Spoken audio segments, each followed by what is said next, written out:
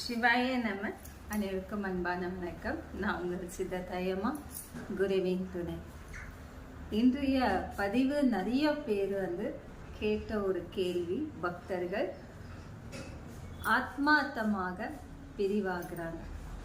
சில ஆத்மா பிரிவாகும் போது சிலருக்கு வயசு குறைவாக மரணம், 35 வயசுல மரணம், 90 வயசுல மரணம், 15 வயசுல மரணம், குழந்தையா பிறந்த 1 வருஷத்துக்கெல்லாம் மரணம்.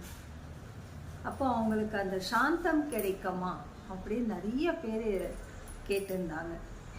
நிறைய பக்தர்கள் அமாவாசை பூஜைகள் செய்கிறாங்க. அவங்களுக்கு அந்த சாந்த பூஜைகள் ஏற்றுக்கொள்ளுவாங்களா, இல்லை நம்ம தொடர்ந்து இந்த பூஜை செய்யும் போது அவங்களுக்கு விமோக்ஷனை கிடைக்குதா, மோட்சத்துக்கு அடையிறாங்களா, எதுவுமே தெரியல. எல்லாமே ஒரு மாயையில தான் இருக்கு.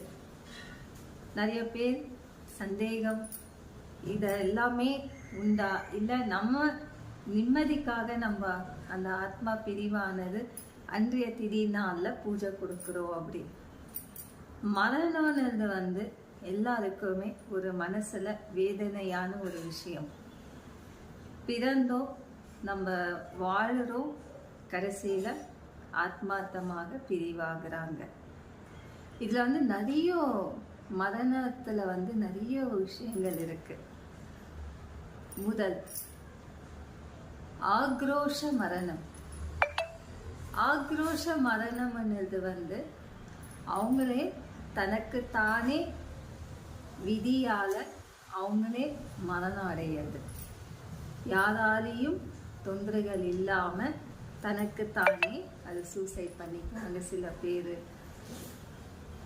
இது ஆக்ரோஷ மரணம். அந்த கோபத்தால எடுக்கிற முடிவுகளால மரணம். அவங்களுக்கு அடுத்தது என்ன செய்யணும்னு தெரியாத மரணம்.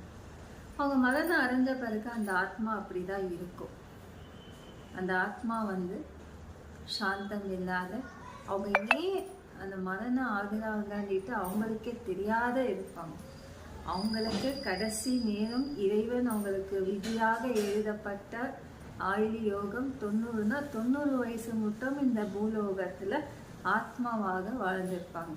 அவங்களுக்காக இல்லத்துல அந்த திரி பூஜை கொடுத்து சாந்தமாகி அவங்களுக்கு இறைவனுடைய அருள் ஆசீர்வாதம் கிடைச்சிருந்தா அவங்க மறுபிறவி எடுப்பாங்க.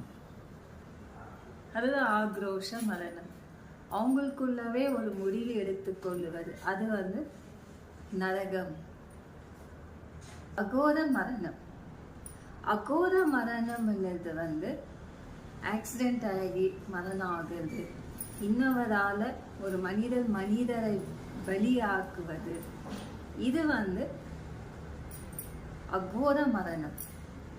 அவங்களுக்கு அந்த முகம் கூட அகோரமா இருக்கும். அந்த அகோர முகம் மற்றவங்க பார்க்க முடியாது. அதுதான் அகோரமா அவங்க அந்த மரணம் அடையும் போது அவங்களுக்கு அந்த ஆத்மா சாந்தம் இருக்காது. இன்னவரால பகையால பலி எடுப்பது, பகை மனதில் வைத்து அது புனர ஜென்மத்துடைய தொடர்பும் இருக்கலாம். இது அகோரமா மரணமாகுது அது ரொம்ப நரக வேதனை. அவங்களுக்கு அப்படிதான் மரணம்னு அந்த விதி எழுதப்பட்டிருக்கு. இந்த அகோரமா மரணம் ஆகுது, ஒருவரை பலி எடுப்பதுதான்.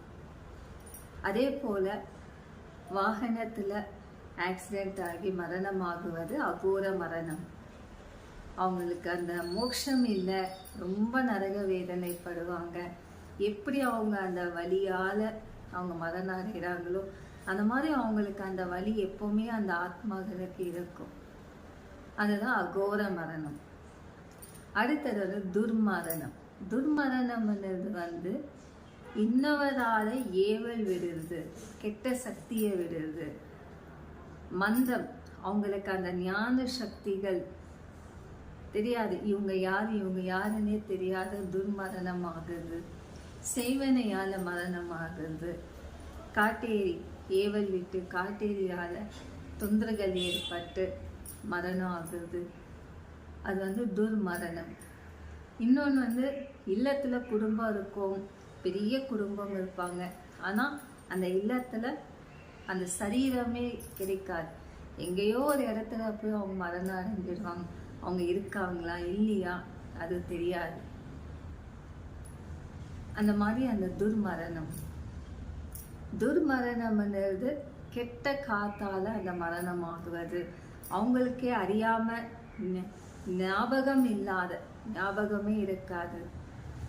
ஒரு ரொம்ப ஸ்ட்ரெஸ் டிப்ரெஷன் ஆகிட்டு வீட்டை விட்டு வெளியே போயிட்டு அவங்களே அந்த அன்கான்சியஸ் ஆகிட்டு மரணம் ஆகுறது வந்து துர்மரணம். ஒரு கோமா ஸ்டேஜில் போய் மரணம் ஆகுறது. அவங்களுக்கு எதுவுமே தெரியாது, அவங்க ஏன் இருக்காங்கன்றது கூட தெரியாத ஆகிடும். அது வந்து ஏவலால் யாராச்சும் செய்வனை செய்து அந்த மாதிரி இருந்தால் அது துர்மரணம். அந்த துர்மரணம் கூட சாந்தம் இல்லை. பிராணியான பலி, பிராணிகளால் பாம்பு கடித்து இறந்தாங்க, பூச்சிகள் கடித்து இறந்தாங்க அப்படின்னு சொல்லி அந்த மரணம், அதுவும் துர்முக மரணம். பஞ்சபூத சக்தியால் மரணம், நீர், நெருப்பு, காற்று, இதால் வந்து மரணம். ஒரு நல்லா இருப்பாங்க, நல்ல மழை வர நேரத்தில் யார் மரணம் ஆகணுன்ற விதி இருக்கோ அவங்க என்ன செய்வாங்க, அந்த மரத்தடியில் போய் நிற்பாங்க. அந்த மரம் கீழே விழுந்து அவங்க இறந்துடுவாங்க, அவங்க மேலே விழுந்து இறந்துடுவாங்க. இது வந்து மரணத்தில் சேர்ந்தது. இது வந்து பலி எடுப்பது தான் துர்மரணம். அதால் வந்து எப்பொழுதுமே 60 வயசு மேலே கண்டிப்பாக ஒவ்வொருத்தரும் பிரார்த்தனை செய்யுங்க.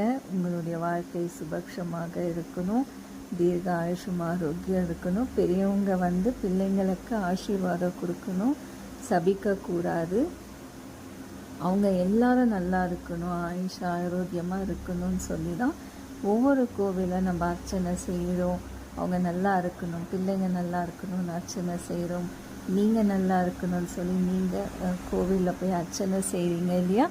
அந்த மாதிரி செய்கிறது வந்து நல்லது. எல்லோரும் அந்த மாதிரி செய்யுங்க, உங்களுடைய வாழ்க்கை சுபக்ஷமாக இருக்கும். இதெல்லாம் தாண்டி இறைவன் பாதத்தில் சரணாகத்தம்னா அவங்க புண்ணியம் பண்ணியிருக்கணும். இந்த பிறவியில் யாரிடமும் சாபம் வாங்காத, யாரிடம் எந்த தவறும் செய்யாத, ஏமாத்தாத, இந்த மாதிரி இருந்து கடைசி காலம் மட்டும் அவங்க கடமையை முடித்து, எல்லா கடமையும் முடித்து எல்லா கோவிலில் போய் தரிசனம் செய்து அப்படியே அமர்ந்த உடனே உயிர் பிராணம் போது பாருங்க, அதுதான் அவங்களுக்கு வந்து சாந்த மரணம். அந்த சாந்த மரணம் தான் மிக மிக புண்ணியமானது. கோவில் போயிட்டு வந்து அமருவாங்க, பிராணம் விட்டுடுவாங்க. இல்லத்தில் எல்லார்கிட்டையும் நல்லா பேசிட்டு இருப்பாங்க, பிராணத்தை விட்டுடுவாங்க. அவங்களுக்கு அதுதான் கடைசி. அது இல்லத்தில் இருப்பாங்க, எல்லாரையும் முகம் பார்க்குவாங்க, அப்படியே தூங்கிட்டே மரணம் ஆகுது. நல்லா சாப்பிடுவாங்க, எல்லாரையும் பார்ப்பாங்க, அதுதான் சாந்த மரணம். அந்த சாந்த மரணம்ன்றது வந்து பார்த்திங்கன்னா சிறு வயதிலையும் இருக்கலாம், அது பெரிய வயதிலையும் இருக்கலாம். யாரிடமும் சொல்லாமல் தொந்தரவுகள் கொடுக்காம அப்படியே அவங்களுக்கு தெரியும், ஆனாலும் அது அமைதியாகிடும். அதுதான் ஜீவசமாதி. இப்போ ஜீவசமாதி அடைகிறவங்கெல்லாம் கடைசியில் யாரிடமும் பேச மாட்டாங்க, மௌனமாக இருப்பாங்க. ஏன்னா அவங்களுக்கு சில விஷயங்கள் தெரிய வரும். அதே போல் சில விஷயங்கள் தெரியும் போது அவங்க அமைதியாகிடுவாங்க. சில பேருக்கு வந்து ஒரு வாரத்துக்கு முன்னாடி நம்மளுக்கு ஏதோ ஒன்று ஆகுதுன்னு தெரிய வரும். அதுதான் சாந்த மரணம், மோக்ஷ மரணம், முக்தி மரணம். அந்த முக்தி மரணம்ன்றது வந்து எல்லாருக்கும் அந்த இறைவனுடைய அருள் இருந்தால் மட்டும்தான் அது அந்த மாதிரி இயற்கையாக யாருக்கும் எந்த தொந்தரவுகள் கொடுக்காம அவங்க போவாங்க, அமருவாங்க, நல்லா இருப்பாங்க. யாரும் எதிர்பார்த்திருக்கவே மாட்டாங்க, மரணம் அடைஞ்சிடுவாங்க. பொதுவாக இல்லத்துல அவ்வளோ நோவால அவதிப்பட்டு கொண்டு இருப்பாங்க, நோவால ரொம்ப கஷ்டப்படுவாங்க. எல்லாரும் நினைப்பாங்க இவங்க தான் மரணம் அடைவாங்க, ஆனா அவங்க அடைய மாட்டாங்க, அவங்க கூட இருக்கிறவங்க மரணம் அடைஞ்சிடுவாங்க. எல்லாருக்கும் ஒரு ஆச்சரியம் வரும், இவங்க தானே உடம்பு சரியாத இருந்தாங்க, இவங்க எப்படி மரணம் ஆனாங்க? அந்த மாதிரி அந்த சாந்த மரணம்ன்றது தான் மோட்ச மரணம். அதுக்கு இறைவன் பாதத்துல நட்சத்திரமாக ஜோதியாக மறுபிறவி அவங்களுக்கு அந்த 1 வருஷம் திதி கொடுத்தோன்னே மறுபிறவி எடுத்துடுவாங்க. அந்த குழந்தைங்க தாத்தா மாதிரியே இருப்பாங்க, பாட்டி மாதிரியே இருக்காங்க சொல்லுவாங்க. அவங்க தாத்தா இறந்த சேட்டைகள் எல்லாமே அப்படியே இருக்கு குழந்தைக்கு. அது மறுபிறவி. குடும்பத்திலேயே அந்த மறுபிறவி எடுப்பாங்க. அதனால வாழ்க்கையில சாந்தமா முக்தி அடையணும்னு சொல்லி 20 வயசு ஆன உடனே எல்லாரும் சிவனிடம் வேண்டியது ஒண்ணுதான், நல்ல ஆரோக்கியமா இருந்து எல்லாமே சாதிச்சுட்டு எந்த கடனும் இல்லாம நான் இறைவன் பாதத்துல சரணாகத ஆகணும்னு சொல்லி அந்த 60 வயசு மேல ஒவ்வொரு நாளும் வேண்டுதல் வைக்கணும். எங்கெல்லாம் புண்ணியஸ்தலத்துக்கு போகணுமோ போயிட்டு தரிசனம் பெற்று வரணும். 60 வயசு மேல சிவனிடம் சென்று தியானம் இருப்பது, அவங்களுடைய அந்த பிரார்த்தனை முழுமையாக இருந்தாலே கண்டிப்பாக இறைவனுடைய ஆசீர்வாதம் கிடைக்கும். 90, 100, 120 வயசு மட்டும் அவங்க அழகாக வாழலாம்.